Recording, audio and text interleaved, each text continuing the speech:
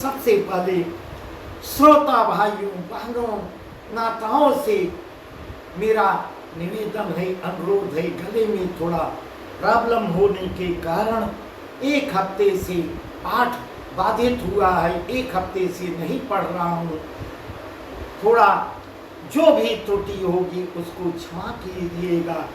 गुरु से आज्ञा लेकर, गुरु विश्वामित्र जी से आज्ञा लेकर दोनों भाई आगे को जा रहे हैं। सचिव सुचि भूरि भट भूसुरवर गुरजात अले मिलन मुनि नायक मुदित राव ये इस प्रकार प्रेम मगन मनु जानिन को करी विवेक दर्दी बोले मुनि पद नाई सिर गद गद गिरा गंभीर। इस प्रकार जनक जी मन को प्रेम में मग्न जान राजा जनक ने विवेक का सहारा लेकर धैर्य धारण किया और उनके चरणों में सिर नवाकर उनको उचित जगह विश्राम कराते हैं और सुंदर जगह उनको विश्राम करने के लिए जो सबसे सुंदर विश्राम गृह था वहाँ उनको दोनों भाइयों सहित उनको निवास कराते हैं।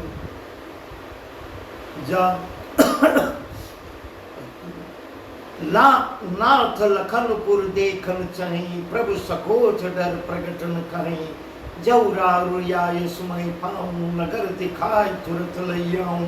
इस प्रकार प्रभु श्री राम जी लक्ष्मण के मन को देखते हुए तब गुरु से आज्ञा लेते हैं। हे नाथ, लक्ष्मण नगर देखना चाहते हैं परंतु आपके डर और संकोच के कारण स्पष्ट नहीं करते। यदि आपकी आज्ञा पाऊं तो मैं इनको नगर दिखलाकर तुरंत ही वापस ले आऊं। सुनि मुनि सुख बचन सप्रीति कसन राम तुम राखो नीति धर्म सेतु पालक तुम ताता प्रेम दिवस सेवक सुखदाता। यह सुनकर विश्वामित्र जी प्रेम सहित वचन कहते हैं, हे राम, तुम नीति की रक्षा कैसे न करोगे। हे तात, तुम धर्म की मर्यादा का पालन करने वाले और प्रेम के वशीभूत होकर सेवकों को सुख देने वाले हो। तब गुरु विश्वामित्र जी बहुत बढ़िया प्रसन्न होते हैं और आज्ञा देते हैं जाय देखिया नगर सुख निदान दो भाई करऊं सफल सबके नयन सुंदर बदन दिखाय करऊं सुफल सबके नयन सुंदर बदन दिखाय। सुख के निदान दोनों भाई जाकर नगर देख आओ और अपनी सुंदर मुख को भी और अपना स्वरूप का भी दर्शन करा दो। इस प्रकार गुरु विश्वामित्र जी मन ही मन मुस्कुराकर और आशीर्वाद दे के उनको कहते हैं, दोनों भाई जाओ और नेत्रों को सफल करो। मुनिपद कमल बंदी दो भ्राता चले लोक लोचन सुखदाता बालक वृंद देखे तिशोभा लगे संग लोचन मनुलोभा पीत बसन परिकर कटिभाता चारु चाप सरसो हता तन अनुहरत सुचंदन खोरी श्यामल घर मनोहर जोरी। सब लोगों के नेत्रों को सुख देने वाले दोनों भाई मुन के चरण कमलों की वंदना करके जाते हैं जनकपुरी देखने को जाते हैं। और जैसे ही निकलते हैं बालकों के झुंड इनके सौंदर्य को देखकर शांत नहीं रह गया। जो जैसे देखता है पीछे पीछे उनके अकारण ही चलने लगता है। इस प्रकार जैसे कोई चुंबक खींच रहा हो, प्रभु श्री राम को जो देखता था, जो एक बार देख लेता था वह उनका ही हो जाता था, एक टक देखता ही रहता था। वही प्रसन्न तुलसीदास जी बता रहे हैं, उनके नेत्र और मन इनकी माधुरी पर लुभा जाते हैं। पीत बसन परि कर कटिभाता, चारु चाप सरसों था। नन हर सुचंदन कोरी, श्यामल गौर मनोहर जोरी। दोनों भाइयों के पीले रंग के वस्त्र कमर के पीले दुपट्टों में तरकस बंधे हुए हैं। हाथों में सुंदर धनुष बाण सुशोभित हो रहे हैं। श्याम और गौरवर्ण के शरीरों के अनुकूल अर्थात जिस रंग का चंदन, जिस रंग का चंदन अधिक सुशोभित हो, वही चंदन लगाए मस्तक पे लगाए हुए हैं। और सांवरे और गोरे रंग की मनोहर जोड़ी जिसका वर्णन ही नहीं किया जाता कि हरिकंदर बाव विशाला उरिय चिर नाग मणिमाला, सुबह शान सर से रुहलोचन बदन मयंक तापत्र मोचन, कानन कनक फूल छवि दही चितवचित चोर जनुलही, कितवन चार प्रकट बर बाकी तिलक रेख सबाज की।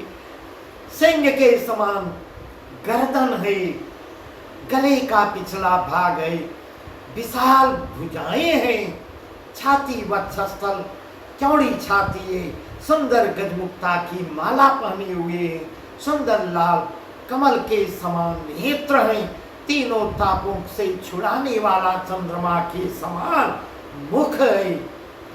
काननी कनक फूल छवि देही, चितवत चितई चोर जनुलेही, चितवनी चार प्रकट भरे बाकी तिलक रेख सबाजन चाकी। कानों में सोने के कर्णपुर इतने शोभायमान हो रहे हैं, देखते ही देखने वालों के चित्त को चुरा लेती है। उनकी चितवन दृष्टि बड़ी मनोहर है और भौहें तिरछी एवं सुंदर सुंदर भौहें हैं।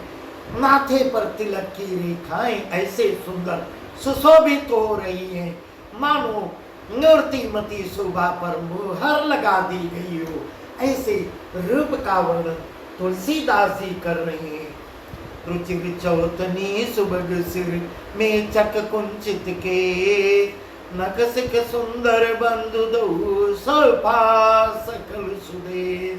सिर पर सुंदर चौकोनी टोपियां दिए हुए हैं, काले और घुघराले बहाल हैं। दोनों भाई नक से लेकर शिखा तक, एड़ी से चोटी तक इतने सुंदर हैं, इतने सुंदर लग रहे हैं। और सारी शोभा जहां जैसी चाहिए वैसी ही शोभा उनकी बनी हुई है और शोभायमान हो रहे हैं। देखन नगर भूप सुतु आए, समाचार पुरवासिन पाए, धाये धाम काम सब त्यागी, मनो रंक निधि लूटन लागी। निरख सहज सुंदर दो भाई, होई सुखी लोचन फल पाई। युवती भवन जर खन लागी, निरखई राम रूप अनुरागी। जब पूर्ववासियों ने यह समाचार पाया कि दो भाई, दो इतनी सुंदर मूर्ति, सुंदर दो भाई ढल रहे हैं और नगर में भ्रमण कर रही हैं, तब आगे क्या होता है। दोनों राजकुमारों को देखने के लिए पूरा नगर, गली जिस रास्ते से गुजरते हैं, सब एक टक उनको देखते ही रह जाते हैं। सबके सब घर बार काम काज अपना सब छोड़ के एक टक निगाह डटाए हुए और निगाहों को अपनी हटा नहीं रहे हैं। इतने सुंदर रूप कहाँ देखने को मिलेंगे।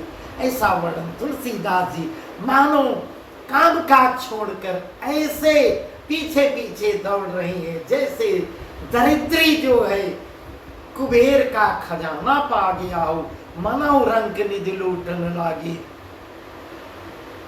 निरख सहज सुंदर दो भाई, होई सुखी लोचन फल पाई। ज्योति भवन झरो खन लागी, निरखई राम रूप अनुरागी। इस प्रकार कर रहे हैं। युवतियां झरोखों से देख रही हैं छिप छिप के और उनकी शोभा का वर्णन नहीं कर पा रही। नेत्रों को का फल पाकर इतना सुखी हो रही हैं युवती स्त्रियां घर के झरोखों से लगी हुई प्रेम सहित श्री रामचंद्र जी के रूप को देख रही हैं। कहीं परस्पर वचन सप्रीति सखीन कोट काम छवि जीती सुर नरे सुर नाग मुनि माही शोभा असिकं सुनियति नाही। वे आपस में ऐसा एक दूसरे से चर्चा कर रही हैं। हे सखी इन्होंने करोड़ों कामदेवों की छवि को धूमिल कर दिया है। करोड़ों कामदेव भी इनकी शोभा के आगे फीके पड़ जाएंगे। ऐसा आपस में चर्चा कर रही है। मैं किस देवता की प्रशंसा करूं? सब देव भी, देवता मनुष्य असुर नाग और मुनियों में ऐसी शोभा हमको नहीं दिखी जो शोभा मैं इनके रूप में देख रही हूँ। ऐसा कर रही है। विष्णुचारी भुज विधि मुख चारी विकट वेश मुख पंच पुरारी अपर देव असको नाई छवि सख लखी पटरी जाई।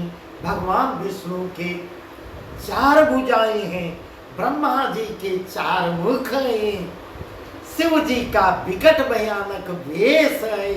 भयानक वेश भगवान शिव का है और उनके भी 5 मुख हैं। हे सखी दूसरा देवता कोई इनके समान मुझे दिखता ही नहीं। मैं किसका उदाहरण दे के समझाऊं? सारे देवता भी इनकी शोभा के आगे सब फीके पड़ रही हैं। इनके साथ इनकी छवि की उपमा दी जाए। ऐसा युवतियां आपस में अपने अपने सखियों से वर्णन कर बता रही है। वह किशोर सुषमा सदन श्याम गौर सुखदान अंग परिवार कोटि कोटि सप्त काम। उनकी किशोर अवस्था है। ये सुंदरता के तो मानो घर ही हैं। ऐसा वर्णन कर रही है। सुंदरता के घर सांवले और गोरे रंग तथा सुख के धाम हैं। इनके अंग अंग पर करोड़ों अरबों कामदेवों को निछावर कर देना चाहिए। ऐसा वर्णन कर रही है। कहूँ सखी यश को तनुधारी जो नमोह रूप निहारी को सप्रेम बोली मृदुबानी जो मैं सुना सो सुनाऊं सयानी। हे दो दशरथ के ढोटा बाल मरानन के कल जोटा मुनि कौशिक मख के रखवारे दिन मारे। एक सखी अपने दूसरे सखी से इनका वर्णन करके बता रही तो ऐसा कौन शरीरधारी होगा जो इस रूप को देख कर मोहित नहीं होगा। हे सखी अर्थात यह रूप जड़ चेतन सजीव निर्जीव सबको मोहित करने वाला है। आखिर में राम है, जिनका नाम राम है। राम नाम कानों में जाते ही एक बार मृतक भी चेतना में आ जाता है। ऐसा तुलसीदास जी कहते हैं। राम नाम पढ़ने से कानों में पढ़ने से कानों में एक प्रकार की अजीब सी कंपन होने लगती है। हे सखी इस प्रकार कर रही है। कोई दूसरी सखी प्रेम सहित कोमल वाणी से वर्णन कर रही है। हे सखी हे सयानी कौ सप्रेम बोली मृदुबानी मैं सुना सो सुनो सयानी। हे सयानी मैं जो सुनी हूँ उसको मैं सुना रही हूँ। ये दो दशरथ के ढोटा बाल मरालन के कल जोटा मुनि कौशिक मक के रखवारे जिन जीर निशाचर मारे। ये दोनों राजकुमार महाराजा दशरथ जो चक्रवर्ती सम्राट राजा दशरथ अपने आप में ही बहुत विख्यात थे। बहुत ही विख्यात थे राजा दशरथ। उन्हीं के पुत्र हैं दोनों राजकुमार। उन्हीं के राजा दशरथ के पुत्र हैं। दाल राजहंसों का सुंदर जोड़ा है। ये मुनि विश्वामित्र की पिता की आज्ञा से ये मुनि विश्वामित्र की यज्ञ की रक्षा करने के लिए आए हुए हैं और इन्होंने युद्ध के मैदान में राक्षसों का संहार करके यज्ञ को संपन्न कराया है। श्यामगात कलकंज विलोचन जय मारीच सुभुज मधुमोचन कौशल्या सुत ससुख कानी नाम राम धनुषायक पानी। इस प्रकार करें जिनका श्याम शरीर और सुंदर कमल जैसे नेत्र हैं, जो मारीच और सुबाहु के मद को भी चूर करके करने वाले और सुख की खान है, और जो हाथ में धनुष बाण लिए हुए वे कौशल्या जी के पुत्र, कौशल्या जी के पुत्र हैं।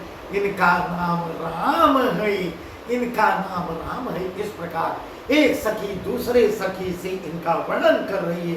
गौर किशोर वेशुवर काछे करसर चाप राम के पाछे लक्ष्मण नाम राम लघु भ्राता सन सखितास सुमित्रा माता। इस प्रकार दूसरी सखी से वर्णन कर रही है। हे सखी जो घोर वर्ण के हैं, घोर रंग के हैं, जिनका और किशोरी अवस्था राम के छोटे भाई लक्ष्मण है, इनका नाम लक्ष्मण है, और सुंदर वेश बनाए हाथ में धनुष बाण लिए हुए वह लक्ष्मण जी हैं।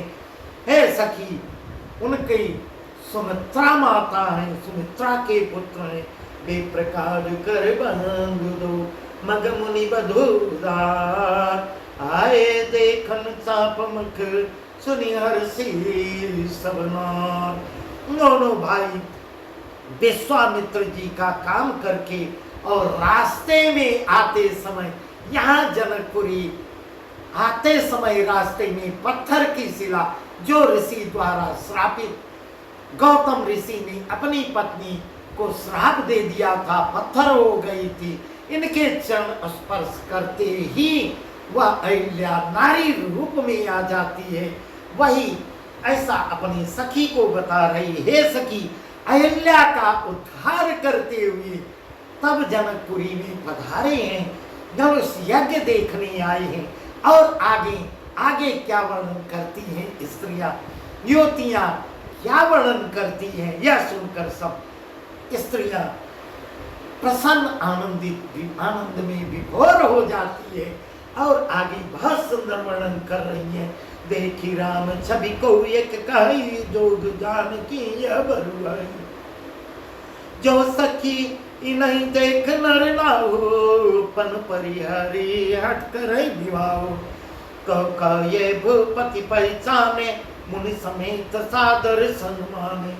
लकी परंतु पन राव न तजई विधि बस हठी अविवेक कहीं बजई। श्री रामचंद्र जी की छवि को देख कर कोई दूसरी सखी कहती है, उसी में एक दूसरी सखी कहती है, हे सखी हमारे मन में यह उठ रहा है, ये तो जानकी के लिए बहुत ही उचित वर होंगे और बहुत ही योग्य वर होंगे। हे सखी यदि कहीं राजा इन्हें देख लेंगे तो अपनी प्रतिज्ञा को तोड़ देंगे, अपनी प्रतिज्ञा को भूल जाएंगे और इन्हीं के साथ हट करके इन्हीं के साथ जानकी जी का विवाह करेंगे। तब दूसरी सखी क्या कहती है, कौ कहिए भूपति पहचाने मुन समेत सादर सम्माने। सखी परंतु पनुराव न तजई विधि बस हट विवेक बजई।